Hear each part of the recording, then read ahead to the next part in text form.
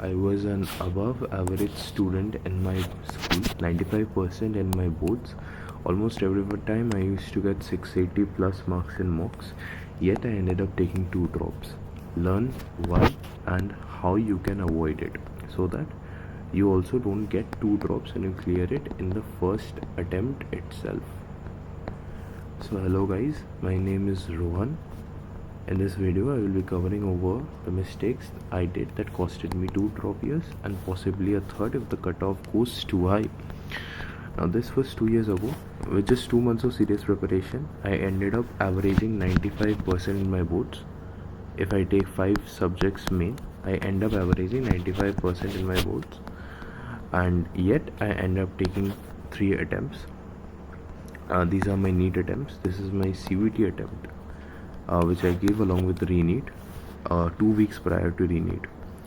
Now in this video, I won't be going over the general issues like procrastination, lack of focus, less test and question practice. Why? Because almost everyone knows about them.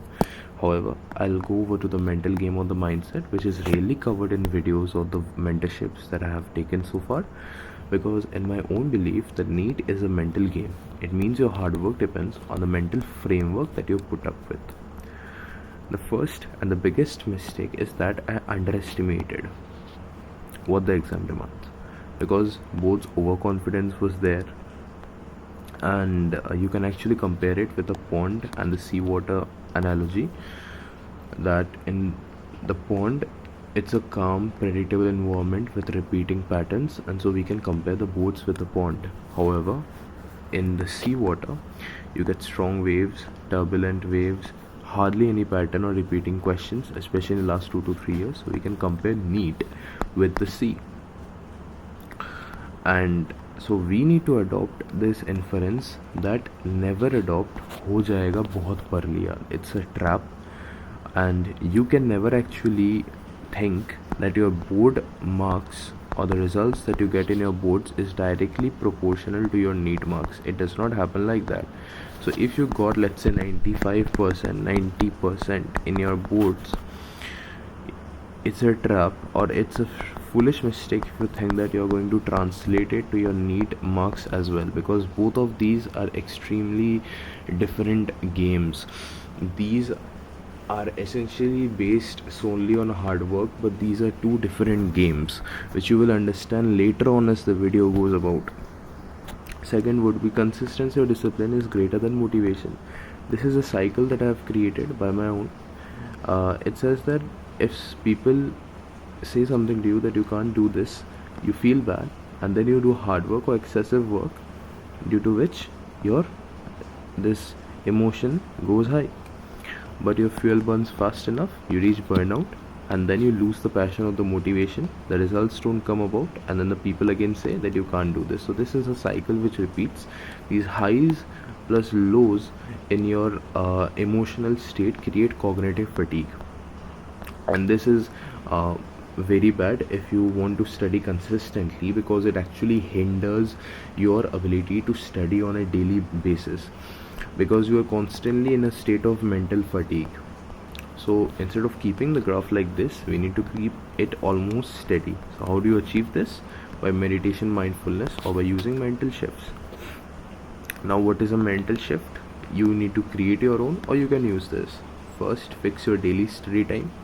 Avoid studying anytime and every time unless your exams are near. And third, if your study time is 6 hours, then if you're feeling motivated, you still study 6 hours. Depressed, still 6 hours. You get the point, right? If someone tells you something bad, you still study 6 hours. So if you don't create these highs, means if you are feeling motivated and you study to a greater extent, you won't fall back down again.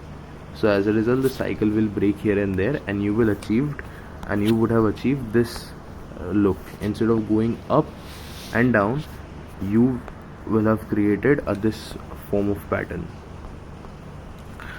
Now also, this is an example from my own perspective. At the beginning, almost everyone, including me, used to score 680 plus marks in my mock tests, but at the end 99% of those top scorers ended up falling down since they could not maintain the hard work. So you need to go slow and you need to go steady. Now this I have written just so you can avoid FOMO and study consistently in a limited manner. Now what is progressive overload? This is a cheat code if you want to achieve quick results. Not quick results, I would say if you want to achieve steady results and you actually want to finish the marathon instead of going fast for a few months and then breaking down at the middle of your preparation, which happens to many droppers, you can use progressive overload. What is this? It's actually a term used in gym where you increase your weight or the reps that you do, the repetitions that you do on a weekly basis, so that you can increase the tension on your muscles on a weekly basis. Prerequisites for this is start studying early preparation. Cycle break always means you can't enter into this cognitive fatigue cycle, and you need to study almost daily. Steps: start low, 3 to 4 hours per day, and hence you need to do this in your early preparation. Increase 30-minute or hour per week or per 2 weeks. You should never feel FOMO because others burn their fuel fast enough, but your success is certain. Never underestimate the effect of compounding. The water cuts the rock not because of its power but because of its persistence. You need to keep this in mind when you're practicing progressive overload, when you're practicing slow growth instead of fast burnout. Rely on systems, not on willpower. Now, what is a system? A system means a routine. When you adopt the concept of systems into your lifestyle, you don't need to rely on willpower. Now, you need to understand something, that willpower actually is limited. It replenishes on a daily basis, but it's limited. Means वो बहुत जल्दी ख़त्म हो जाता है. If you continuously use it, पढ़ाई में, dieting में, वो सब में, if you continuously keep on using your willpower, it will get exhausted. You won't have the energy left to do more. So you need to build systems because discipline is easy with it, and system means a routine basically. So how do you establish this? I have written it in a concise manner. I will make a video later on because it's a very vast and a diverse topic. But let's go over onto the main goals. Clear goal, must be concise and crisp. Identify your peak productive hours. Assign time blocks to those hours. Means time blocks रखना है. ऐसा नहीं कि मैं सुबह उठा पढ़ लिया, जब मन किया पढ़ लिया, या फिर सब every time I'm studying. It should not be like that. You should identify your peak productivity hours और उस पे ही टाइम लगाना है. Then you need to incorporate rest plus recharge time between your productive hours. This I have expanded on later in the video. Fifth, regular reflection plus journaling. This is actually a good method because it will keep track of your thoughts, your past feelings and your progress as well, so you can actually track कि तुम सही रास्ते पर चल रहे हो, कि you need to implement a new thing or you need to make changes to your routine so that you can achieve more results. Studying every time is an amateur move, means it's a noob move, but if you study during those time blocks only, which I have specified here, then it's a professional move. Note, bad habit of extending your breaks or procrastination means if after studying for 1 hour you have taken a break for 5 minutes, but you have a habit of extending that into 10, 15, 20 minutes, 30 minutes, ऐसे करके if you keep on extending that, you have this bad habit, then systems will actually help in breaking this. Anyways, let's go over to the fourth point. Phone scrolling during your breaks. This is a recipe for disaster because boredom आप लोग के लिए एक super power है. Boredom is actually a superpower. Boredom is not bad, it's actually quite good. Now when you scroll your phone, your dopamine spikes, so as a result studying feels boring. Now you need to make this enjoyable. So what you can do, that during your breaks you can do meditation or you can do anything which actually does not spike your dopamine, because you people already know at this age that what actually spikes your dopamine and what does not. So I would suggest that do some activities that keep your dopamine levels on a healthy basis, and so your studying feels much more rewarding. Hence you need to make breaks boring so that studying feels more rewarding. Now should you do this for all the breaks? नहीं, आपको करना है only for Pomodoro breaks. What is Pomodoro break? Let's go over to the next point. इसमें पता चलेगा what is Pomodoro breaks. Evade fatigue, use Pomodoro. Pomodoro क्या होता है? It is much better than a continuous studying. मतलब आप अगर लगातार 8 से 9 घंटा पढ़ लेते हो, it's a it will make you much more tired if you actually study this in blocks of 3 hours, then break, then again 3 hours, then again 3 hours, ऐसे करके if you do that for 3 sessions आपका 9 hours हो जाता है, and you don't feel as much exhausted as you would if आप continuous studying करते हो. तो आप बेसिक से स्टार्ट कर सकते हो. एक बेसिक पोमोडोरो मेथड आप अप्लाई कर सकते हो कि आप 20 मिनट्स का पढ़ाई किए, जिसको हम स्प्रिंट्स बोलेंगे, 5 मिनट का ब्रेक लिए, then again 25 minutes, then 5 minute, ऐसे ऐसे ऐसे ऐसे करते करते आपका जब 3 घंटा हो जाएगा पढ़ाई time, I am talking strictly about the sprint time, then आप एक 1 आवर का ब्रेक ले सकते हो. अच्छा, अब ये 5 मिनट्स का ब्रेक जो हम बोलेंगे, इसको हम बोरिंग ब्रेक्स बोलेंगे व पोमोडोरो ब्रेक्स बोलेंगे, बिकॉज इसमें हम मिनिमल डोपामाइन ब्रेक्स भी बोलेंगे इसको. अब इंटरमीडिएट लेवल भी होता है इसका, 1 आवर स्टडी 5 मिनट्स ब्रेक. इसको अब अगर आप प्रोग्रेसिवली ओवरलोड करोगे, देन आप इंटरमीडिएट स्टेज पर पहुंचोगे. 1 hour break after 3 hours of study, and after 2 to 3 months of constant progressive overload you will reach this advanced state, which is actually a flow based pomodoro. flow based pomodoro क्या होता है, आपको मैंने पहले बोला था कि you should assign peak productivity hours, the peak productive hours in your day. आपको ये आइडेंटिफाई करना है, आपका पूरा दिन का एक स्केड्यूल या फिर एक ट्रैक रख के, बेसिकली रिफ्लेक्शन करके खुद के ऊपर, at the end of the day you need to do a reflection और a self evaluation, and you need to identify कि आपका पीक प्रोडक्टिव आवर्स क्या होता है. अब now when you constantly tend to stick to your peak productive hours daily, आपका एक flow achieve हो जाता है where you don't need any more will power. आपका पूरा फोकस ही पढ़ाई पर होता है, तो उसको हम फ्लो बोलते हैं. तो आपका जब फ्लो अचीव हो जाता है, तो कुछ लोग का होता है 20 मिनट का फ्लो होता है, कुछ लोगों का 30 मिनट का फ्लो होता है, कुछ लोगों का 2 घंटे का फ्लो होता है. बहुत इंटेंसिव स्टडी मेथड है ये. Flow actually is quite an intensive method. कुछ लोगों का 3 घंटा भी हो जाता है. तो आपको ये ट्रिगर खोजना है कि आपका किस चीज़ से आपका फ्लो आता है, कौन सा थॉट लाने पर आपका फ्लो आता है. You need to find your maximum flow sprint time. आपका अगर 2 घंटा हो गया कि 3 घंटा हो गया, आपको वो सब आइडेंटिफाई करना है कि कब आपका फोकस ब्रेक होता है, कब आपको थोड़ा टायरसम लगता है, कब आपको थोड़ा ऐसा लगता है कि मेरे को भी नहीं पढ़ना है. कौन से मतलब आप अगर 0th आवर पे अगर आप स्टार्ट करोगे और 2nd आवर पे अगर आप ख़त्म करोगे, आपको 2nd आवर के एंड तक आपको लगेगा कि मुझे अच्छा नहीं लग रहा, I need to take a break, तो वो हो गया आपका maximum flow sprint, that is 2 hours, and you incorporate break time between your flow sprints. अच्छा, एक और पॉइंट, दैट आपको ये जो 1 घंटे का ब्रेक लेना है, उस पर आपको जो कुछ भी मन करे आप कर सकते हो. गेम खेल सकते हो, दोस्तों के साथ बात कर सकते हो, टीवी देख सकते हो. लेकिन आप जब ये बोरिंग ब्रेक्स लोगे ना, तब आपको सिर्फ ये सभी काम करना है, ये लो डोपामाइन टास्क ही करना है. बट ये 1 घंटे में आप कुछ भी कर सकते हो. The 7th one, too much emotional attachment, lack of detachment. अच्छा, मैंने आपको पहले बोला था कि अगर आपको किसी ने कुछ ख़राब बोल दिया, इसका एक्चुअली 2 एस्पेक्ट है. आई राइट दिस क्लियरली. इसका एक्चुअली 2 एस्पेक्ट है, 2 एस्पेक्ट्स. फर्स्ट है आपका इमोशनल एस्पेक्ट, एंड सेकंड है आपका स्टडी के बेसिस पर एस्पेक्ट.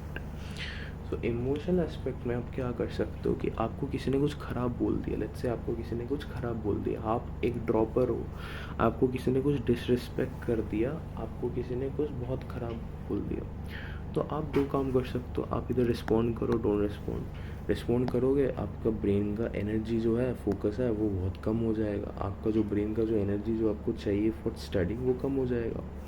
अगर आप रिस्पॉन्ड नहीं करोगे, शांत रहोगे, आप डिटैच कर लोगे अपने इमोशन से, अगर आप डिटैच कर लोगे मेडिटेशन के थ्रू या फिर खुद के ब्रेथ पर फोकस करके, तो आपका जो मेंटल एनर्जी है वो प्रिजर्व रहेगा और आप पढ़ाई पर और फोकस कर पाओगे. आपको और पीसफुल लगेगा, rather than going into these to and fros कि तुमने मुझे ऐसा कैसे बोल दिया. आपको अगर ये नहीं करना है, तो आप अपने पेशेंस को यूज़ करके आप अपना काम के थ्रू अपना सक्सेस दिखाइए. राइट। ऐसे मेरे को बोर्ड्स के टाइम पे 1 or 2 months before the boards I score 68% in my pre boards, और मेरे को याद है कि 2 और 3 टीचर्स ऐसे थे जो मेरे को बोलते थे कि तुम फेल करने वाले हो, तुम्हारा कभी अच्छा नहीं होगा। प्रोबेबली बिकॉज वो लोग मुझे मतलब बहुत डिसरिस्पेक्ट करते थे और उनका बात मैं सुनता नहीं था ज़्यादा। तो उन लोग ने ऐसे बोला था, बट स्टिल मैंने मेहनत किया। I did not respond to them. मैंने मेहनत किया, खुद से मेहनत किया मैंने। तो I ended up getting 95%. So you need to respond via your success, not via your words. And you to do that, you need to practice detachment. Also इधर मैंने लिखा है कि detachment state of being separate, disconnected from something, especially emotionally or mentally. Brain का एक energy meter होता है, exhaust हो जाता है पुट इनटू यूजलेस टास्क्स।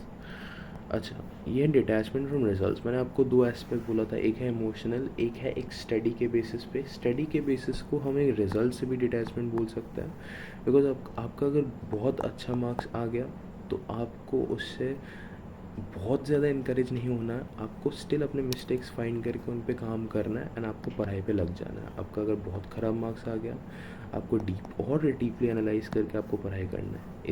इसके लिए आपका ये मिनिमल रिवॉर्ड होगा। अगर आपका अच्छा मार्क्स आता है तो मिनिमल रिवॉर्ड, ख़राब मार्क्स आता है तो मिनिमल रिमोर्स होगा, आपको उतना ख़राब नहीं लगेगा। हेंस आपका जो साइकिल होता है कि इमोशनल हाई एंड इमोशनल लो का, वो पहली बात तो ब्रेक हो जाता है। एंड सेकेंड, आपका ये भी होता है कि आप वो जो मैंने लिखा था ना कि कभी ऐसा मत बोलिएगा कि मेरा बहुत पढ़ाई हो गया, I have studied a lot, I should not study much more, like हो गया पढ़ाई, मेरे से नहीं हो पा रहा। आप कभी वैसा नहीं बोल, मतलब ऐसा you just can not never say, you can never say that, because once you say that you tell your brain कि हो जाएगा, अब मेरा हो जाएगा, लेकिन you underestimate what the exam demands, so you can never adopt that. And अगर आपका मार्क्स अच्छा आ गया and you still keep on saying that I need to improve, तो आपका ये माइंडसेट कभी डेवलप होगा ही नहीं। ये माइंडसेट बहुत ख़राब होता है specially if you are a dropper, because dropper को एक्चुअली एग्ज़ाम के बारे में उतना पता नहीं है जितना 11 या 12, जो बंदा 11 या 12 में सीरियस प्रिपरेशन करेगा उसको जितना पता है एग्ज़ाम के बारे में, वो जो फर्स्ट टाइम ड्रॉपर है उसको उतना नहीं पता होगा, तो वो बहुत अंडर एस्टिमेट कर देगा एग्ज़ाम को। तो आपको ये मैंटेलिटी अडॉप्ट नहीं करना है। ये लोग इसके बारे में बात नहीं करते हैं, but it's a crucial thing if that you need to use if you want to crack the exam. Eighth point, never attach your entire identity onto one goal. Basically, you need to follow this quote. I have written here, jack of all trades, master of none, but oftentimes better than master of one. तो आपको क्या करना है कि आपको सब काम में ही लग जाना है। हाँ, आपको क्या करना है कि you can never spend 100% of your efforts on one exam, because अगर आप ये करते हो तो आपको एंग्जाइटी होता है on the main exam day, आपका फियर ऑफ लूजिंग मैक्सिमल होता है, इसलिए आपका कॉन्फिडेंस गिर जाता है। But if you spend 70% time on exam and 30% on other fruitful areas like finances, communications, gym, guitar, ये सब अगर आप सीखते हो तो आपका कॉन्फिडेंस हाई रहता है, because you know that exam खराब जाता है या फिर एग्ज़ाम में कुछ भी हो जाता है, you can still learn a lot about life. There is more to your life than what the exams actually depict। आपको लगता है कि एग्जाम ही सब कुछ है, बट ऐसा नहीं होता है। There is more to life, you can earn money और you can earn success from different aspects. अगर आप अपना टाइम इन्वेस्ट करोगे नहीं ये सब चीज़ों पे या फिर anything that you would like, तो आप सीखोगे कैसे कि लाइफ में इतना कुछ है सीखने के लिए other than the exam. You need to expand your mindset, you need to expand your field of view, and you need to break a chunk of every field and learn a bit about it and actually get to know कि आप उस field में you have any interest or not। Personally मेरे लिए ये gym था। जब मैंने जिम अपना 2 साल के लिए बंद कर दिया था due to exam, I became extremely suicidal, depressed, मेरे को बहुत गंदे गंदे थॉट्स आते थे। नाउ एग्ज़ाम के बाद when I am going to the gym, life feels very smooth again, very happy again. So आपको कुछ साइड एक्टिविटी रखना है। इफ़ यू थिंक दैट नहीं मेरे पास टाइम नहीं रहेगा, सारा दिन टाइम नहीं रहेगा, हम कुछ कर नहीं पाएंगे, तो ये फालतू का चीज़ है, बिकॉज आपके पास दिन में थोड़ा सा टाइम बचता है, आप कुछ साइड एक्टिविटी में लगाओ, आपको अच्छा लगेगा। सब माइनर मिस्टेक्स, फिजिकल एक्टिविटी रहना चाहिए, कॉर्टिजोल कम करता है, स्ट्रेस हार्मोन कम रहता है, तो आप आपको और अच्छा लगता है पढ़ने के लिए। Stay of social media, avoid FOMO, because आपको सोशल मीडिया में बहुत कुछ देखने को मिलता है जिससे आपको फोमो होता है। If you stay of of it, then you can avoid FOMO easily. Last one, not managing the end game. अच्छा, I'll compare two people, people A and person A and person B. Person A ने पूरा साल मेहनत किया, लेकिन last के 2 महीने में he ended up, he could not study properly, he could not revise, he could not give ample full syllabus mock test. So as a result, उसका नीट में जितना भी रिजल्ट आया, लेट्स से उसका रिजल्ट समथिंग समथिंग आया, let's say person B है, person B ने पूरा साल मेहनत नहीं किया, पूरा साल मेहनत किया है लेकिन पर्सन ए जितना नहीं किया है, लेकिन लास्ट के 2 से लेके 3 महीना में उसने अपना रिवीजन लेवल अप किया, उसने मॉक टेस्ट दिया, उसने बहुत सारे रिविजन्स किए, थोड़ा जल्दी करके उसने बहुत सारे रिविजन्स कर लिए और उसका एग्जाम में समथिंग आया। मैं आपको गारंटी देके बता रहा हूँ कि जो पर्सन बी का होगा उसका रिजल्ट में एक पर्सन ए से अच्छा ही आएगा, क्योंकि अगर आप अच्छा कर लेते हो, अगर आप एंड गेम में बहुत सारे रिविजन्स देते हो, नो मैटर पूरा साल आपने कितना भी रिविजन दिया, अगर आप लास्ट के 2 से 3 महीना आप अगर बहुत बार रिवाइज कर लेते हो, आप अगर बहुत बार टेस्ट दे देते हो, तो वो एक्चुअली एग्जाम में जो रिटेनमेंट जो मेमोरी आता है, एग्जाम में रिटेनिंग जो मेमोरी आता है, जो actually helps us to get the answers fast enough, आपको वो डेवलप हो जाता है बहुत जल्दी से। तो that is a huge advantage, और उससे टाइम भी बचता है, और इससे ना आपको क्या होता है कि एंड गेम में आपको वो जो कंपाइलेशन ऑफ रिसोर्सेज जो होता है वो बहुत स्मूथ होता है, आपको एग्जाम में बहुत कुछ चीज़ याद रहता है। So it does not matter कि आपने पूरा साल कितना भी मेहनत किया, अगर लास्ट 4 महीने में you couldn't push yourself, so due to lack of revision you will get 376 marks, जो मेरा आया था 2025 में। बट मेरा जो दोस्त था उसने पूरा ईयर बेसिक पढ़ाई किया था, 3 to 4 hours per day, mock test में भी बहुत कम आते थे उसके, बिकॉज 2024 लेवल टाइप का पेपर था, hence marks were not good because he used to get 550 to 560 only, which was around 1 lakh or 2 lakh rank. पर लास्ट के 2 महीना उसने बहुत ज़्यादा पुश किया खुद को एंड ही गॉट 575, बहुत सारे रिविजन्स किए, बहुत मॉक टेस्ट किए। सो लैंड गेम में आपको कंपाइलेशन करना है, मल्टीपल रिविजन्स देना है, रिपीटेड टेस्टिंग भी करना है, because this actually perform the retrieval functions in the exam.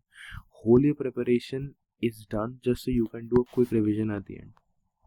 अच्छा, एक प्रो टिप आप लोग के लिए कि first finish the syllabus then go into detailing. This is for droppers only, because droppers को लगता है कि मेरे पास बहुत टाइम है, I can go into detail syllabus completion, लेकिन ऐसा होता नहीं है। आपको पहले सिलेबस ख़त्म कर लेना है जितना जल्दी हो सके, उसके बाद आपको मॉक टेस्ट के थ्रू आपको डिटेलिंग में जाना है। अच्छा, अब ये पॉइंट मैंने ऊपर ऊपर से बोल दिया, इसके ऊपर बाद में एक वीडियो में ला सकता हूँ, because it's a very detail topic. और सेकंड वन है कि आपको एक ग्राफ समझना पड़ेगा, आउटपुट वर्सेस इनपुट। फिजिक्स का लीस्ट आउटपुट है, फिजिक्स का मैक्सिमम इनपुट है, लीस्ट आउटपुट है।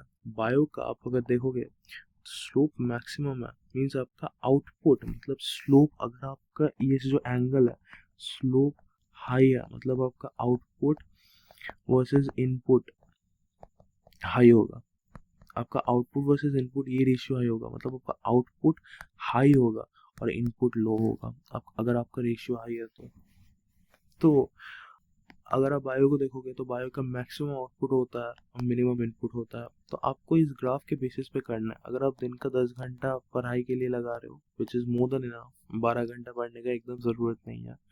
मेरे सब टॉपर दोस्त है, मेरा जो one of my mentors he studies in AIIMS, I talk to him a lot and he actually tells me that आपको 10 घंटा इनफ है। अगर आप 10 घंटा फोकस के साथ पढ़ते हो that is enough, but known the less अगर आप 10 घंटा दिन का पढ़ते हो daily focused efficient study hours, तो आपको ऐसे वे में ब्रेक करना है कि बायो को मैक्सिमम इनपुट मिले, केमिस्ट्री को सेकंड मोस्ट एंड फिजिक्स को थर्ड मोस्ट। आपके पूरे प्रिपरेशन में आपको बायो और केमिस्ट्री को सबसे ज़्यादा टाइम देना है, क्योंकि बायो और केमिस्ट्री में आपका थोड़ा सा मेहनत करके बहुत रिजल्ट आ सकता है, लेकिन फिजिक्स में ना वैसा होता नहीं है। फिजिक्स में बहुत मेहनत कर लोगे स्टिल रिजल्ट एक टाइम के बाद थक जाएगा और ऊपर नहीं उठेगा और बहुत स्लो रिजल्ट आता है। तो आपको पूरे प्रिपरेशन के टाइम बायो और केमिस्ट्री में मैक्सिमम प्रेशर देना है, फिजिक्स का आपका थर्ड प्रायोरिटी होना चाहिए ऑलवेज।